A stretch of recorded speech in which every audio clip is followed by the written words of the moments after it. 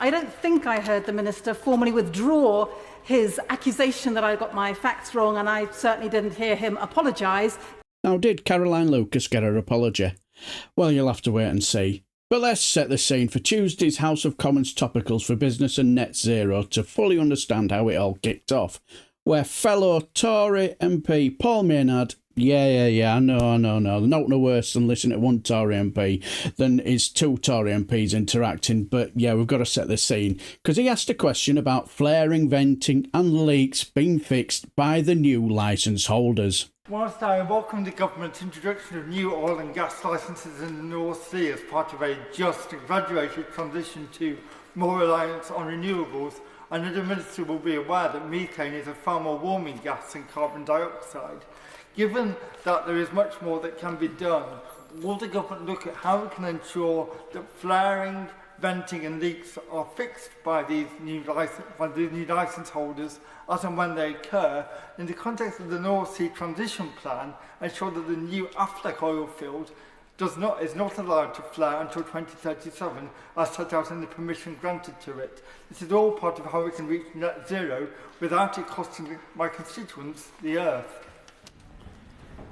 Well, I thank my honourable friend for his question. The North Sea Transition Authority already expects methane emissions to be as low as possible and all new developments to be developed on the basis of zero routine flaring and venting, and that they should be electrified or electrification ready. And of course, what is required and will help facilitate that is new investment in the North Sea, facilitated by licences, without which we're unlikely to see the reduction in emissions which we've so successfully driven so far. Caroline Lucas. Thank you, Mr. Speaker. The Minister hasn't really given any reassurance to the honourable member for Blackpool. And as we know, methane is whopping 80 times more powerful than carbon dioxide over a 20-year period.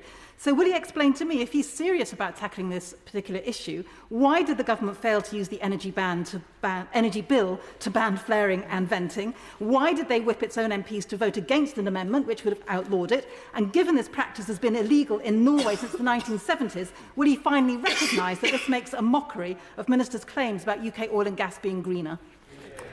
Thank you, Mr. Speaker. The honourable lady's unusually got her facts wrong. I don't think it was even selected for debate that day, that particular mention. But according to the North Sea Transition Authority, flaring was reduced by more than 10% just last year, contributing to a reduction of nearly 50% between 2018 and 2022. Methane emissions are estimated by the North Sea Transition Authority have fallen by more than 40%, as I say, to fewer than 1 million tonnes of carbon dioxide equivalent, a record low. We have old existing infrastructure and are moving with a maximum ambition to reduce emissions, and we have a successful track record to date. See why I started with Paul Maynard.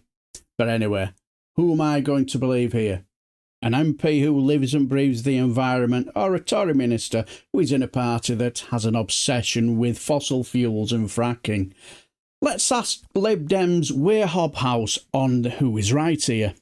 Mr. Speaker, the Energy Minister, in his earlier response to the honourable member for Brighton Pavilion, got his facts wrong, and he might want to correct the record. The Liberal Democrat amendment to the Energy Bill to tackle flaring, venting and leaking of methane was selected for a separate vote. It would have reduced methane emissions by 72%.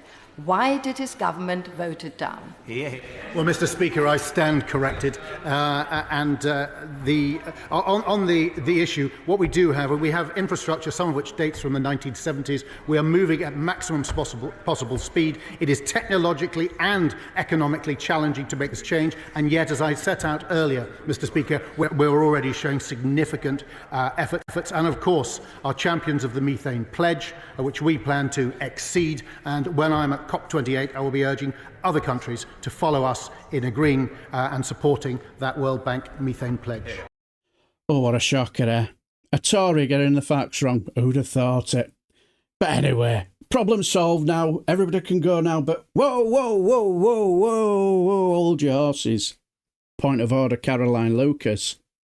Thank you very much, Mr. Speaker. In the exchange about the amendment on flaring just now, I don't think I heard the Minister formally withdraw his accusation that I got my facts wrong, and I certainly didn't hear him apologise. Given that he has now accepted that he got his facts wrong and my facts were right, I would love him to formally correct the record and maybe even to apologise as well. The Minister's desperate. The honourable lady is quite right to raise it in that way, and I'm happy both to withdraw it and apologise to the honourable lady for getting my facts wrong on that occasion.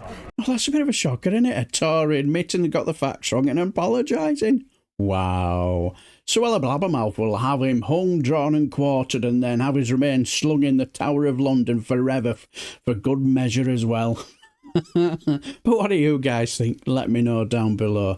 And if you got something out of the video, give it a like. And if you enjoy all things in the House of Commons and select committee meetings, subscribe. And it just leaves me to say, take care and have a nice day and farewell till the next time.